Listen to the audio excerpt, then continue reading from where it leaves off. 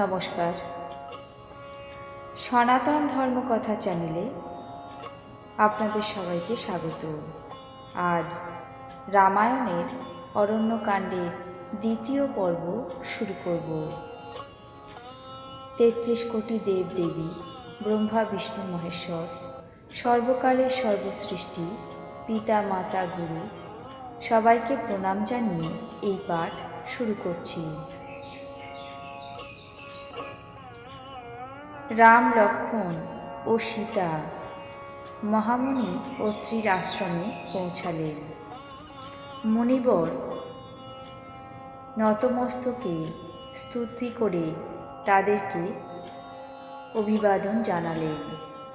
তারপর পরম সুশীলা বিনয়ী সীতা অত্রিমুনির পত্নী অনুসূয়ার চরণ স্পর্শ করে প্রণাম করলেন। ঋষিপত্নী অত্যন্ত আনন্দিত হয়ে দেবী সীতাকে আশীর্বাদ করে পাশে বসালেন। অনুসূয়া সীতাকে এমন দিব্য বসনভূষণ পরিয়ে দিলেন যা নিত্য নূতন, অম্লান এবং সুখদও থাকে। তারপর ঋষিপত্নী সীতাকে সরস মৃদু রজুবাণীতে নারী ধর্ম সম্বন্ধে বেশ কিছু কথা বললেন।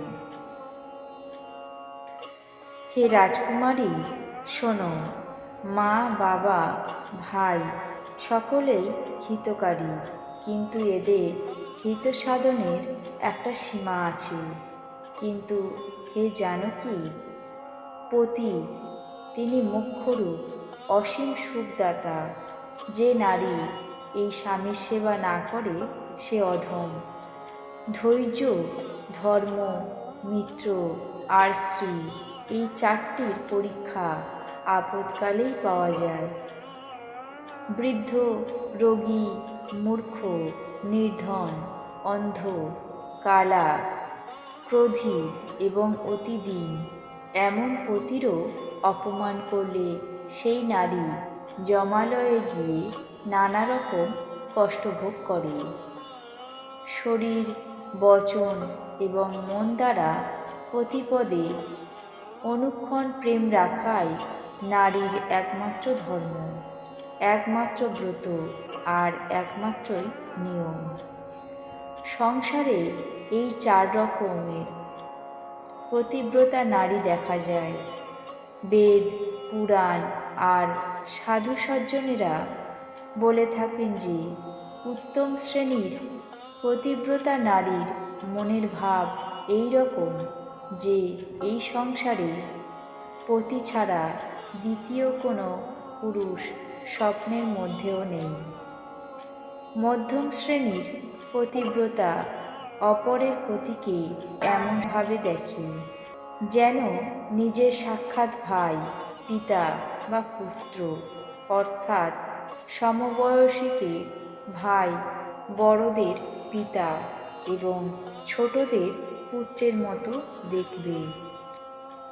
যে ধর্মবিচার করে এবং নিজের কুল মর্যাদা বিবেচনা করে জীবন ধারণ করে সে নিকৃষ্ট শ্রেণীর নারী, বেদ একথা বলে।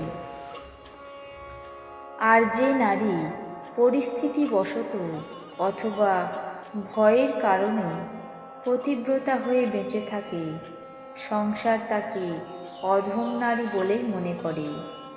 স্বামীর সাথে ছলনা করে যে নারী পরপতির সাথে রতি সংসর্গ করে সে শতকল্প পর্যন্ত রৌরব নরকে কালাতিপাত করে।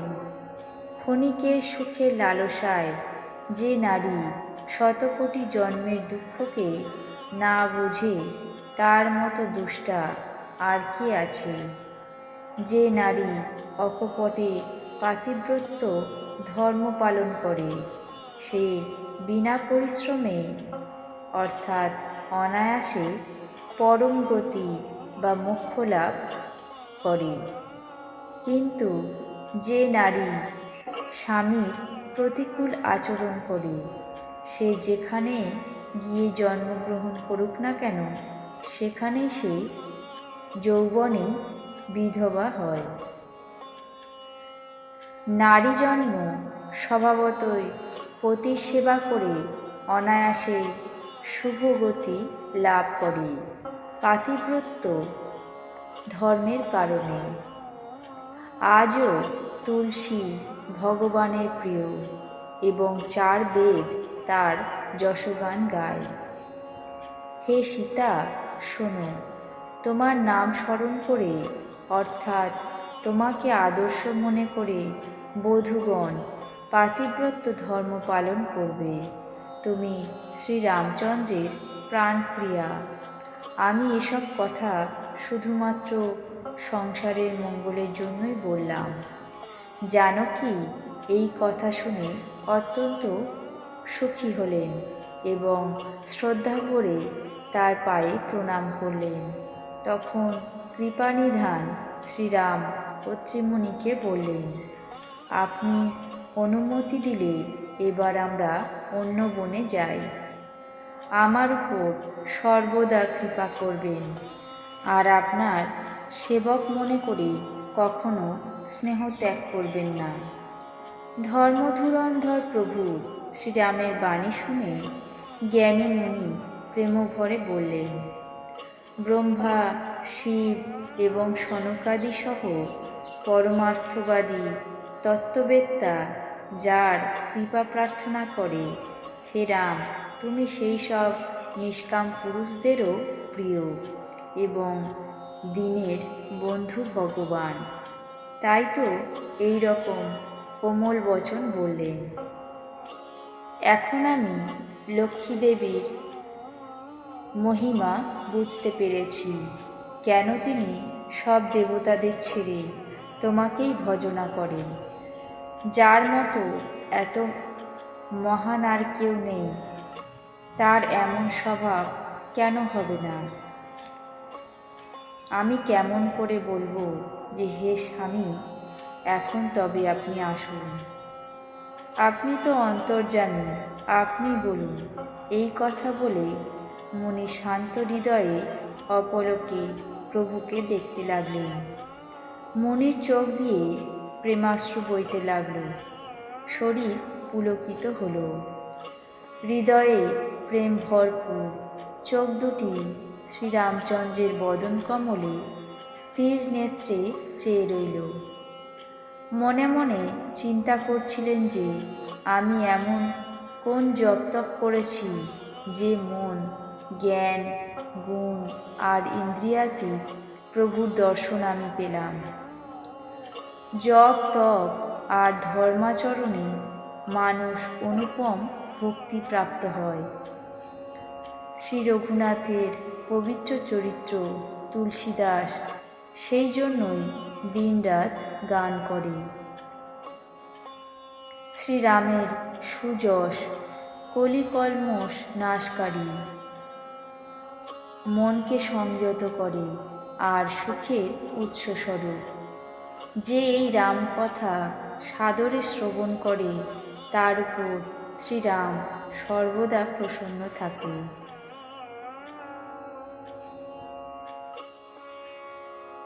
আজ রামায়ণের অরণ্যকাণ্ডের 2য় পর্ব এখানেই শেষ করছি। বাকি অংশ আগামী পর্বে পাঠ করে শোনাব।